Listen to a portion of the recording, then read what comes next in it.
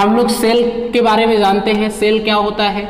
कोशिका जीवन की मूलतः इकाई होती है। कोशिका जीवन की मूलतः इकाई होती है। Cell is structural functional unit of life, all living organism made up of cell.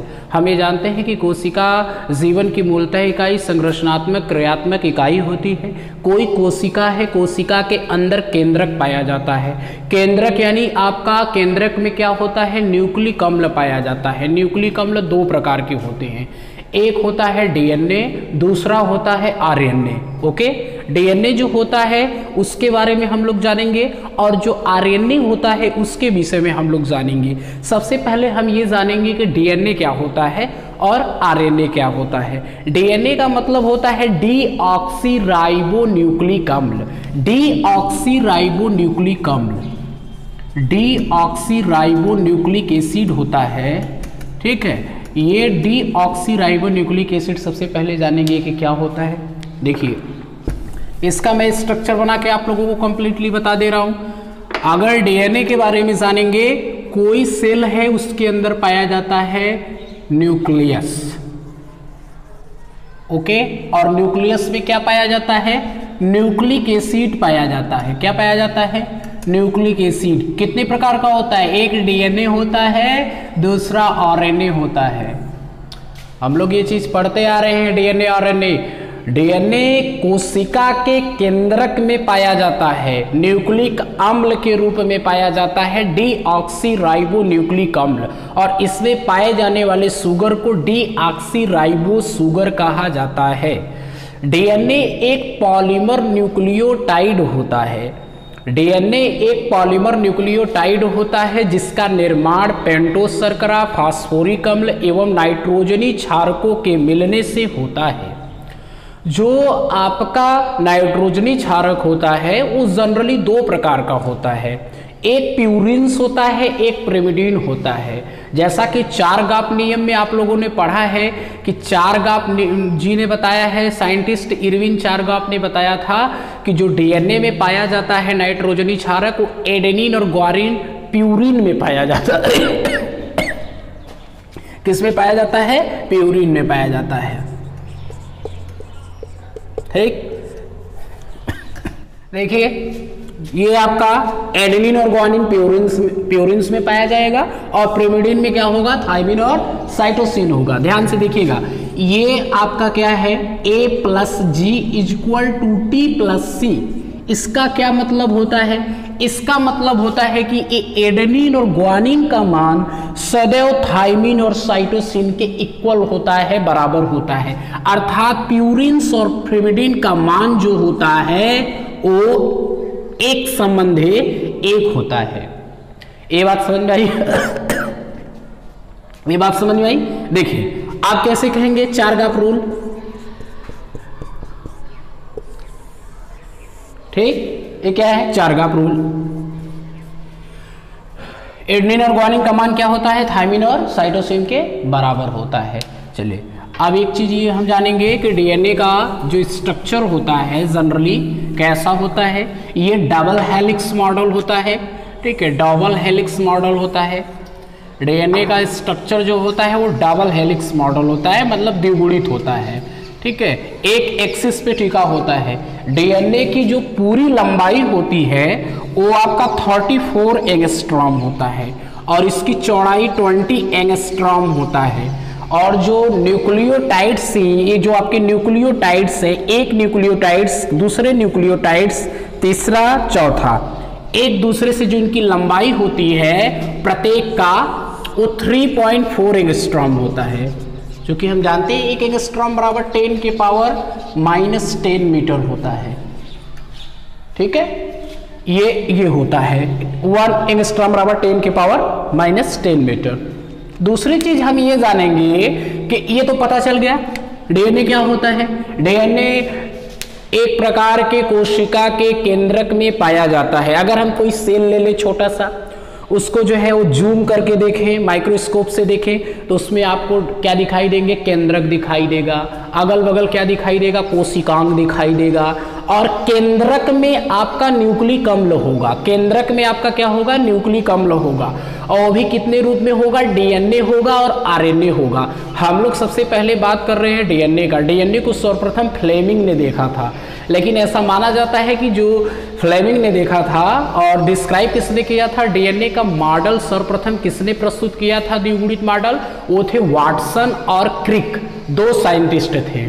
ठीक है, रूस के रहने वाले वैज्ञानिक वाटसन और क्रिक, दो साइंटिस्ट थे जिन्होंने वाटसन और क्रिक ने इसका डबल हेलिक्स मॉडल दिया और उन्होंने बताया कि जो डीएनए होता है ये न्यूक्लिक अम्ल के रूप में पाया जाता है और गुणसूत्र में भी डीएनए पाया जाता है, लेकिन एकल डीएनए होता है। अगर इसका आप व्याख्या करेंगे तो क्या करेंगे? फिर से मैं आप इसको बता रहा हूं। डीएनए एक पॉलीमर न्यूक्लियोटाइड होता है। पॉलीमर न्यूक्लियोटाइड का अर्थ होता है कि जिसका निर्माण पेंटोस शर्करा, फास्फोरिक अम्ल और नाइट्रोजनीय क्षारकों के मिलने से होता है, उन्हें पॉलीमर न्यूक्लियोटाइड कहा जाता है। डीएनए में पेंटोस शर्करा भी पाया जाता है, फास्फोरिक अम्ल भी पाया जाता है और नाइट्रोजनीय क्षारक भी पाए जाते हैं। इसीलिए डीएनए क्या है? Polymer nucleotide. It is a polymer nucleotide which is made up of 3 types of molecules. One pentose sugar, second pentose sugar को डीऑक्सीराइबोस शुगर भी कहा जाता है। उसके बाद क्या आया?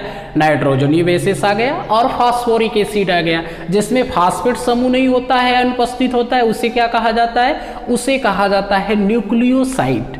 अब ध्यान देने की बात यह है कि जो डीएनए में नाइट्रोजनी क्षारक होते हैं उनमें एक इरविन चारगॉफ ने रूल दिया था, जिसको मैंने आपको बताया कि इरविन चारगॉफ ने बताया था कि डीएनए में उपस्थित नाइट्रोजनी क्षारक दो प्रकार के होते हैं।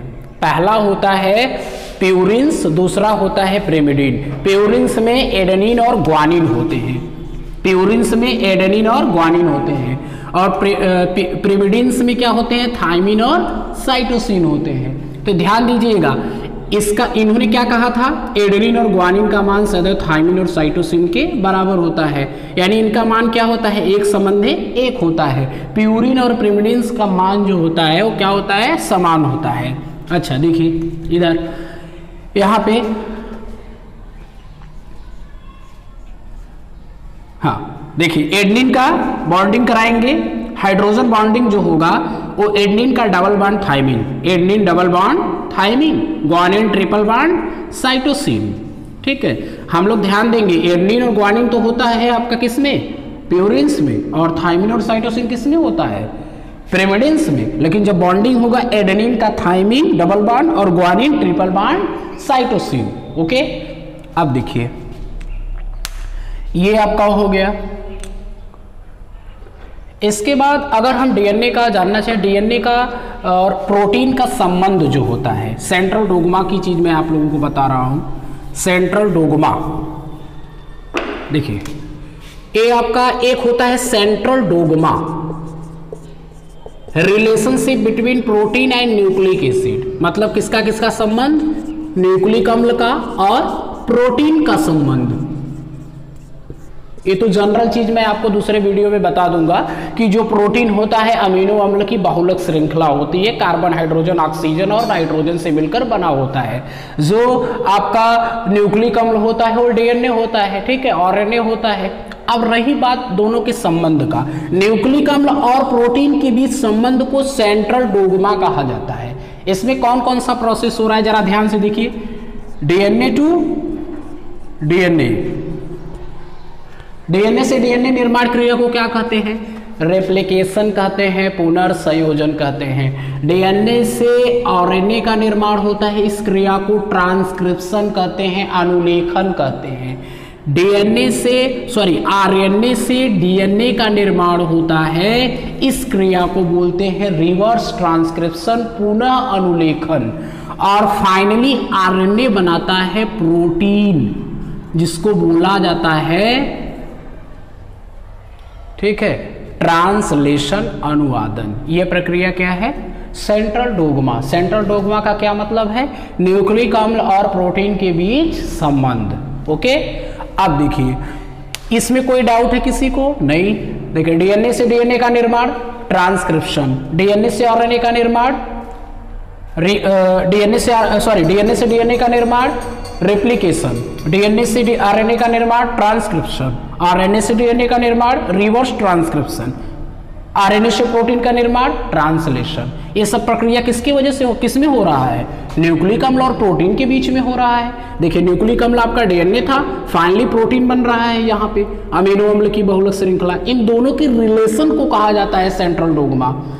ठीक है, जैसे हम लोग पढ़ते हैं ना कि वायरस होता है तो उसमें केवल आपका डीएनए होता है या तो आरएनए पाया जाता है, दोनों नहीं होता क्योंकि वायरस एक सेल नहीं है। तो ऑलरेडी होप आप लोगों को समझ में ये बात जरूर आया होगा कि डीएनए क्या है, एक पॉलीमर न्यूक्लियोटाइड होता है। इसका निर्माण पेंटोज शर्करा, फास्फोरिक अम्ल और नाइट्रोजनी क्षारकों के मिलने से होता है, जिनमें नाइट्रोजनी क्षारक दो प्रकार के होते हैं, प्यूरिन्स होते हैं और पिरिमिडीन होते हैं। प्यूरिन्स में एडेनिन और ग्वानिन पाया जाता है, पिरिमिडीन में थाइमिन और साइटोसिन पाया जाता है।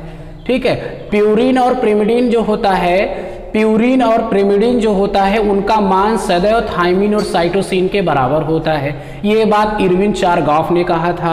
उसके बाद मैंने बताया कि इनमें जो बॉन्डिंग होता है एडेनिन डबल बॉन्ड थाइमिन और ग्वानिन ट्रिपल बॉन्ड साइटोसिन के होता है। क्लियर। उसके बाद मैंने आपको बताया कि जो इसमें नाइट्रोजनी क्षारकों के अलावा डबल स्टैंडर्ड होता है डीएनए, इनमें द्विगुणन की क्षमता पाई जाती है। ठीक है, और डीएनए और जेनेटिक मटेरियल, डीएनए एक आनुवांशिक पदार्थ होता है, ये माता पिता के लक्षणों को उनके संतानों में भेजता है। और याद रखिएगा कोशिका में केंद्रक के अलावा माइटोकॉन्ड्रिया में डीएनए पाया जाता है, कोशिका द्रव्य में प्रोकैरियोटिक में डीएनए पाया जाता है। इसके अलावा जो आपका हरित लवक होता है, क्लोरोप्लास्ट होता है, उसमें खुद का डीएनए पाया जाता है। ठीक है, और इसके आगे का जो भी प्रोसेस, कोई भी अगर सवाल होगा तो आप कमेंट बॉक्स में पूछ लीजिएगा। इसके आगे का प्रोसेस मैं नेक्स्ट टाइम में आप लोगों को बताऊंगा। आई होप कि आप लोगों को समझ में आया होगा। तो चैनल को सब्सक्राइब, लाइक, शेयर और बेल आइकन जरूर दबाइएगा। Thank you.